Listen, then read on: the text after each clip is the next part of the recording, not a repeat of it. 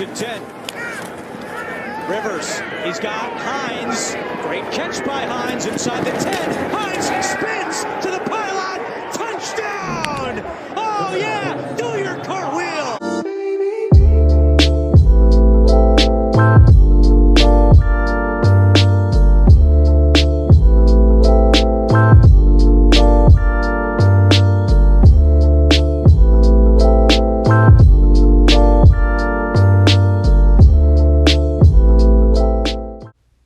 Detroit Lions lose again at home to the Indianapolis Colts.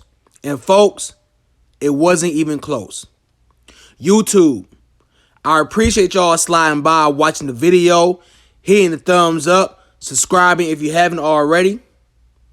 We got a lot to talk about this game, y'all. First off, let me give a shout out to those Colts.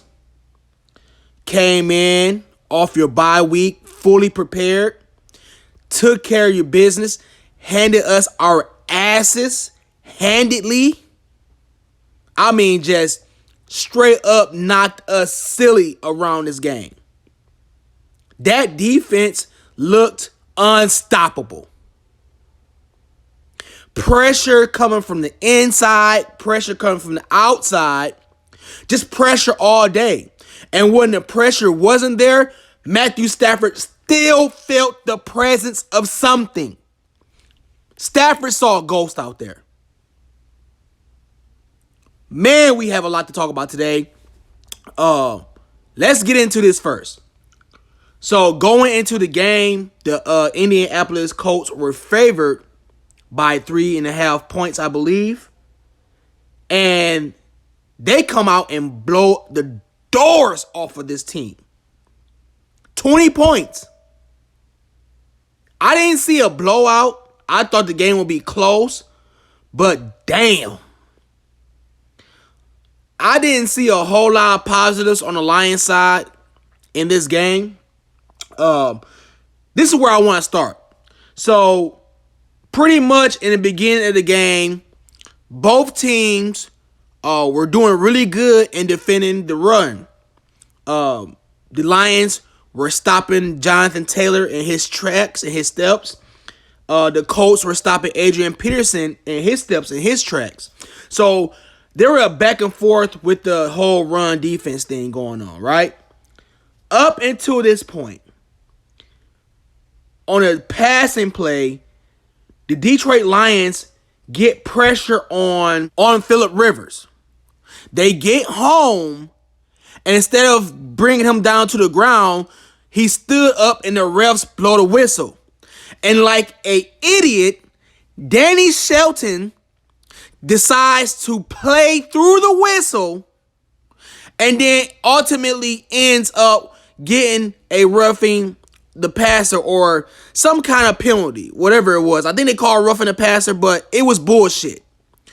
Regardless, that was unnecessary. He did not have to do that. They blew the whistle. You stop.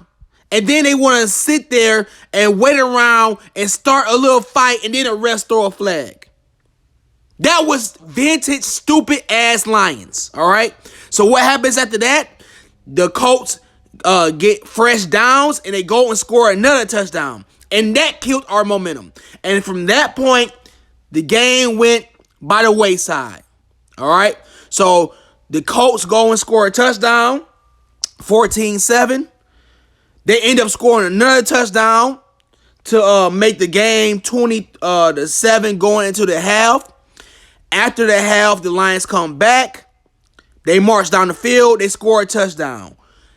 That's good. That's really good. But before that, we got to take a note of something. What's going on with Matt Prater? Matthew Stafford did a job of getting in field goal range before the half. And what seemed like a pretty easy field goal for Matt Prater, he's way off. I don't know what's going on with Matt Prater, but so far this season, it has not looked good for him. And the more misses a field goal kicker starts to see, the more it messes with his psyche. Look at all the kickers around the league who've missed kicks here and there. They couldn't get right. So hopefully Prater, you can get right after this. I want to see you back right because I believe in you still, but you have been very bad. Another thing we got to talk about, Matthew Stafford. Now, Matthew Stafford was under duress, was under pressure all game, but he had 2 costly turnovers that ultimately decided this game. The strip sack that Darius Leonard had on Stafford was very costly. Stafford, there was no reason for you to fumble that ball. You see him coming. You tried to avoid it. Hold on to that ball. We do not need to have a turnover against this team. It's bad enough we can't do anything against their defense. And then, the boneheaded Stafford himself, and he'll have 1 or 2 of these plays a game.